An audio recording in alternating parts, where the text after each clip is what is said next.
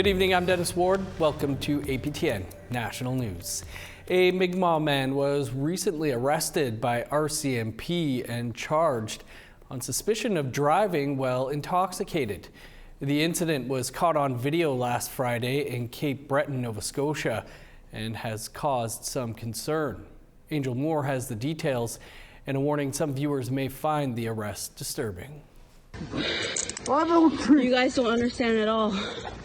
At all, you guys don't have no understanding. That is Fred Siliboy. Police arrested him for refusing to take a breathalyzer. This video was taken by one of Siliboy's family members just after police tasered him twice on his left arm and chest. I hit my mouth here and here, my face, I got marks all over me. And then I got the second tase from them. And I got marks all over my knee. And I got a second tase from them too. I didn't expect this to happen. I don't know why this is what's happening to me. The incident happened last Friday night after RCMP received a call of a truck driving erratically. Police pulled Siliboy, 58, over in front of his family's home in the Eskasoni First Nation, Onamagi, Mi'kmaq for Cape Breton. Siliboy spoke to APTN News while visiting the Hunters Mountain Mi'kmaq community. How come they're pulling me over? Said, your report is for impaired driving. Impaired driving? I said, why the heck you pulling me over for impaired driving? I said, I never even drank for 30 years, or I don't even do drugs. I said, the other one said, your report for impaired driving. I never did nothing wrong. Mi'kmaq is Siliboy's first language and says he asked for a Mi'kmaq translator, and he repeatedly told the officers he does not drink. He didn't listen. He didn't make any calls for translators or bring in Mi'kmaq cops. So he told me, you're under arrest, sir. So I got really offended because I don't drink. And I told him I'm refusing the breathalyzer. RCMP has confirmed to APTN News in an email that Siliboy was charged with refusal to comply with a demand, 2 counts of assaulting police officers and resisting arrest. They also admitted to using a conductive energy weapon. Chief Leroy Denny of the Eskasoni First Nation was not available for an interview, but posted this on social media. He wrote, "First and foremost, I have spoken with Fred to offer my support. It is important that he knows the community supports him during this time. And our leadership is constantly pushing the RCMP to learn about our culture and to try and understand our community. We are actively working with them on efforts to address the historical disconnect. Siliboy is grateful for that support." Those statements brought out by Chief Leroy.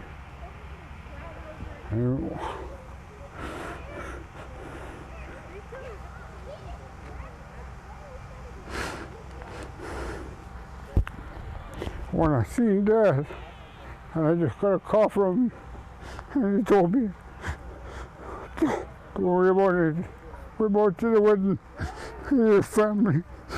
And I told you, I want these for 2 months. So, I'm glad you made the post. Siliboy is scheduled to appear in an Eskasoni court on December 16th. He says he is seeking legal counsel and will fight the charges. Angel Moore, APTN National News, Hunters Mountain, Nova Scotia. A Sunday afternoon shooting has a First Nation in Northern Ontario currently under a shelter-in-place advisory. Anishinaabe Police Service says school buses were cancelled today for Brunswick House First Nation students as the advisory remains in place for the community. The precautionary measure was announced following a shooting on Sunday, October 12th. Brunswick House First Nation is about 250 kilometers north of Sault Ste. Marie. Police say they responded to a disturbance call from a residential address in the community where an injured male was located. According to the latest update from NAPS, the exact extent of the victim's injuries is not known at this time, but are not believed to be life-threatening. Members of NAPS and the Ontario Provincial Police are searching for a male suspect. Brunswick House First Nation is located in Anishinaabe Nation territory. NAN just last week declared a public state of emergency following a fatal drug-related shooting incident that unfolded in Ganugaming First Nation. NAN, which represents 49 First Nations in Northern Ontario, saying last week that it's come to the point in some cases where our chiefs and council feel like they're losing control of their communities. The Senate Committee on Science and Technology is currently studying Bill S-202. Senator Patrick Brazeau introduced it in 2023. Its aim is to put warning labels on alcohol packaging, similar to ones on cigarette packages. They talk about the link to cancers. Brazeau told the committee he is no stranger to the negative impacts of alcohol, including addiction, domestic abuse, and mental health issues leading to suicide. He says studies prove alcohol is linked to 7 types of cancers, including colon cancer, which he personally battled. Brazeau said the biggest challenge is getting industry on board. Industry, the alcohol industry and lobby are interested in one thing and one thing only, and those are profits. They do not care about the health or well-being of Canadians. That's the bottom line. But we all have a job to do in life, and even representatives of these companies will have to come here and try and save face and try and put the best answers forward. But we know they have a job to do, but we also have a job to do. And our job is to make sure that Canadians from coast to coast to coast are aware of the dangers, the negative impacts, and the 7 cancers that alcohol causes. The Premier of British Columbia is asking the federal government for help in addressing recent tariffs put on the softwood lumber industry by the United States. Premier Eby says the U.S. is now demanding an additional 10% tariff on Canadian forest products. He says Canada is now paying a higher tariff than Russia. Eby says this is a direct attack on the thousands of families who depend on this industry for a living, and they're asking the federal government to step in. With this additional threat that we are facing from the president, we know that it isn't just, another thing that Donald Trump is saying. This threat is a direct threat to the livelihood, to the existence of mills in every corner of British Columbia. And those mills provide jobs for families. They use the money they earn there to pay the rent, to pay the mortgage, and in some cases, to support entire communities. It's an existential threat that the sector is facing because of an attack by the President of the United States. Still in British Columbia, justice officials and First Nation leaders are celebrating the official opening of a diversion center in Prince George. They hope will keep Indigenous peoples out of jail. Officials say the center is the first of its kind in Canada, and it offers a therapeutic diversion model focused on the root causes of offending. Participants agree to take part in a set of activities for 90 days or longer if they so choose, in order for their charges to be dropped. The center works with existing services and includes a trauma-informed, multidisciplinary team of professionals. It provides participants with access to things like ceremony, land-based healing, elders, counseling, and art therapy. During the grand opening, the BC First Nations Justice Council also signed a letter of agreement with the Prince George RCMP to address the over-incarceration of Indigenous people through diversion. This will change people's lives. This will is fiscally responsible, but more than that, it'll lead to safer, better, stronger communities, and we will have Indigenous people be able to, will change the statistics. The centre is funded by Public Safety Canada. A food security researcher says the hunger crisis in Nunavut has reached new heights. Details on that and more after the break.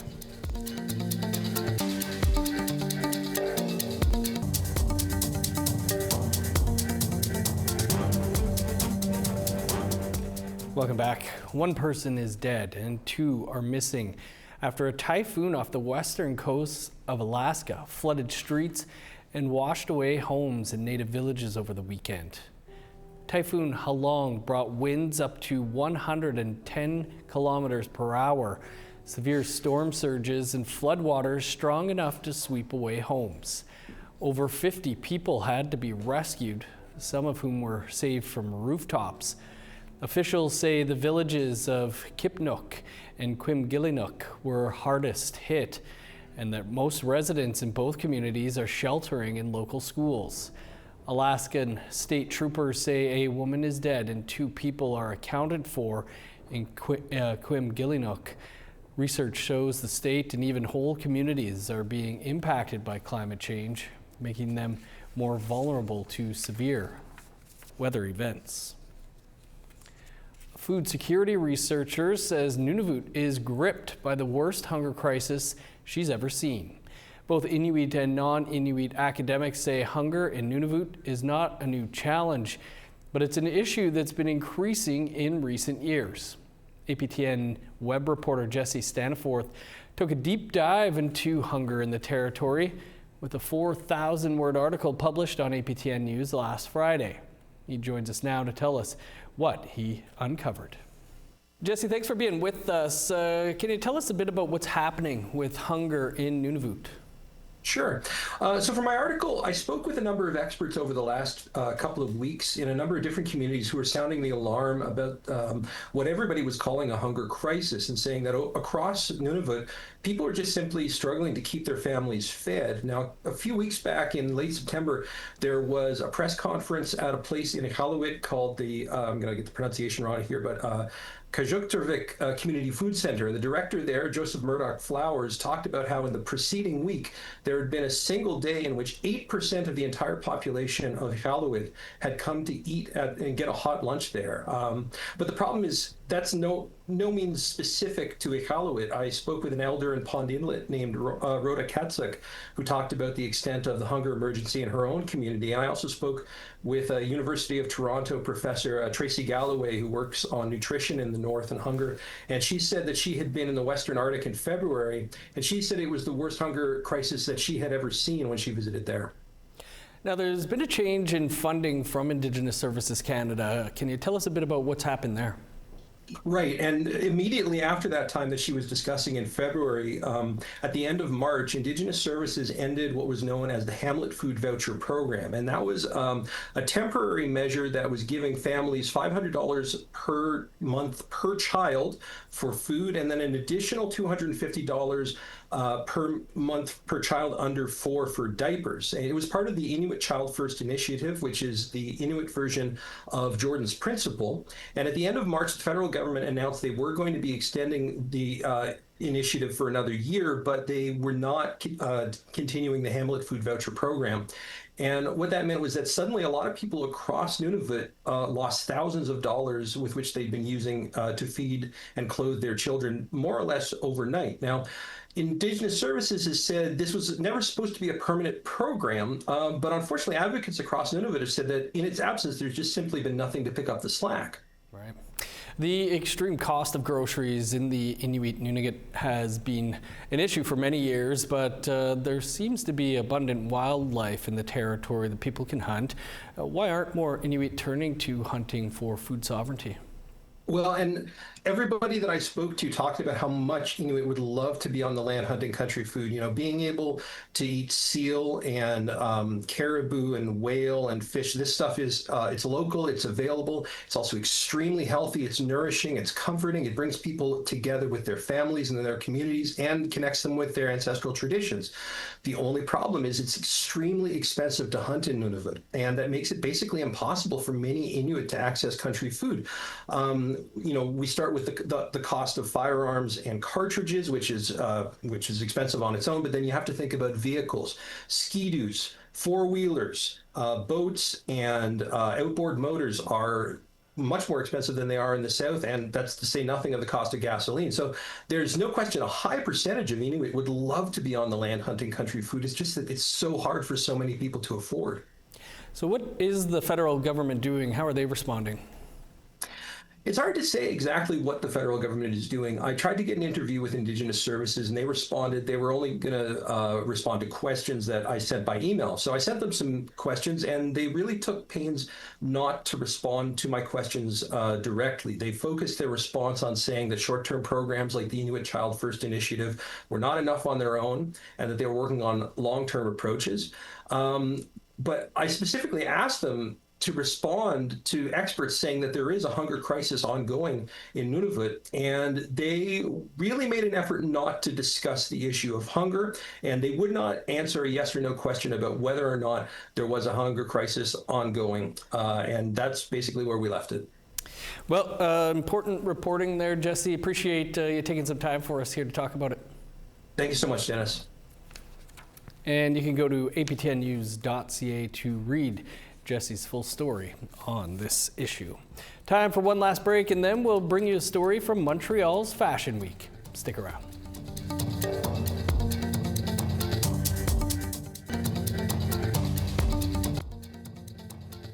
Starting on the East Coast, cloudy and 11 for Fredericton, cloudy and 15 in Halifax. 4 for Kuujjuaq, sun's out, and 7 for Nain. 12 with the cloud out in Montreal, 9 and sunny in Val-d'Or. Sunny skies and 12 for Sault Ste. Marie, 11 in North Bay and Ottawa. 9 in Kapuskasing, 15 in Thunder Bay. 11 in God's Lake, cloudy and 8 for Thompson. 12 for Winnipeg, cloudy and 10 for Dauphin. 7 in Regina, cloudy and 6 in Saskatoon. 6 in Meadow Lake, sunny and 8 in La Ronge. In northern Alberta, sunny and 14 for High Level, 9 with the sun out for Fort McMurray. 12 in Edmonton, 10 in Lethbridge and Medicine Hat. 16 in Vancouver, sunny and 15 for Kamloops. 11 for Prince George, 7 in Dease Lake. 1 in Old Crow, 5 in Whitehorse. 10 in Yellowknife, plus 2 for Norman Wells. -3 in Sax Harbor, snow and 2 below in Paulatuck. 1 for Chesterfield, -3 for Baker Lake. -5 with snow in Resolute, 1 below in Joe Haven.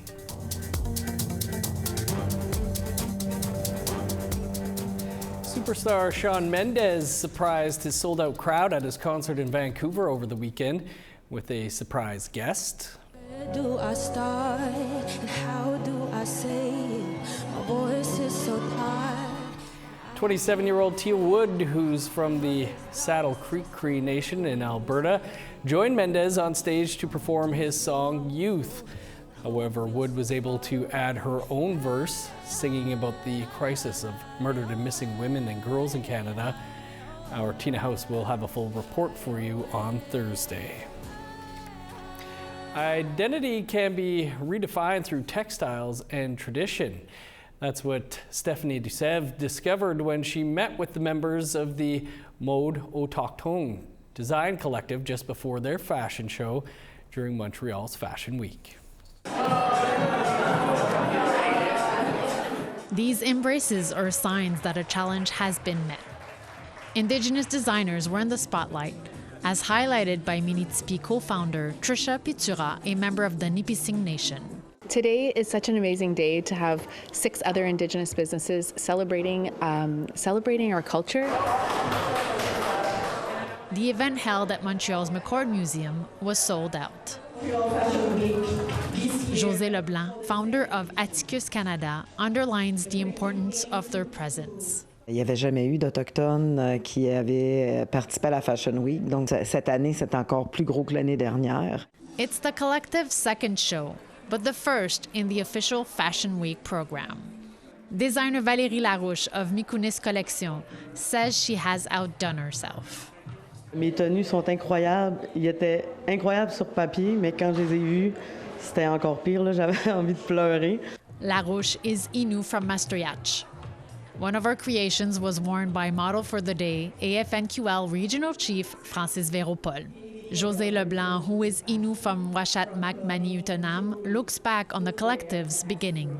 parce qu'on trouvait tout que ça n'avait pas de bon sens qu'il n'y ait aucun designer autochtone, quand nous, on sait qu'à travers toutes les communautés, il y en a dans toutes les 55 communautés du Québec, il y a 2, 3, 4, 5 designers. Donc, on avait le droit d'avoir notre place et on voulait avoir notre place.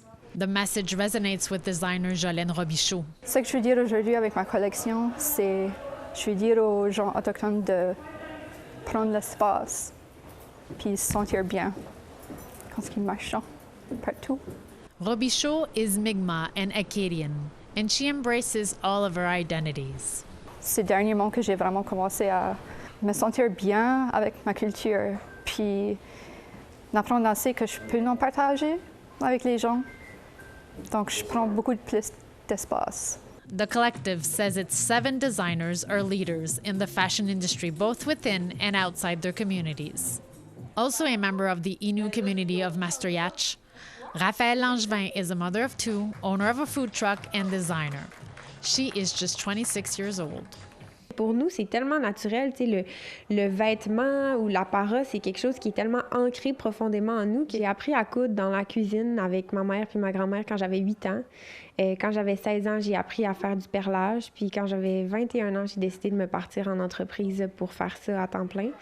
According to the collective's founder, Wendat Jason Picard-Binet, domestic production is still possible. Les créateurs travaillent à partir d'un rouleau de cuir ou à partir carrément d'un bout de tissu. Donc, on fait tout maison. On veut ramener, en fait, la création locale. A practice already used by many artisans. The collective is in the process of becoming a nonprofit organization. It says it will open its doors to other creators from Indigenous communities. Donc, pour nous, ce soir, c'est important parce que c'est vraiment le feu de départ. C'est là que la braise, ce soir, va s'embraser, puis on veut que les gens reconnaissent nos savoirs. Stéphanie Desèvres, APTN National News, Montréal. Good stuff. That's all the time we have for your APTN National News for this Tuesday. For news anytime, though, you can visit our website, aptnnews.ca, and we will be back here tomorrow at 1 p.m. Eastern Time for your first look at Wednesday's news. I'm Dennis Ward. Marcy Miigwech, thanks for being with us. Stick around for an encore presentation of Face to Face. That's up next. Have a great night.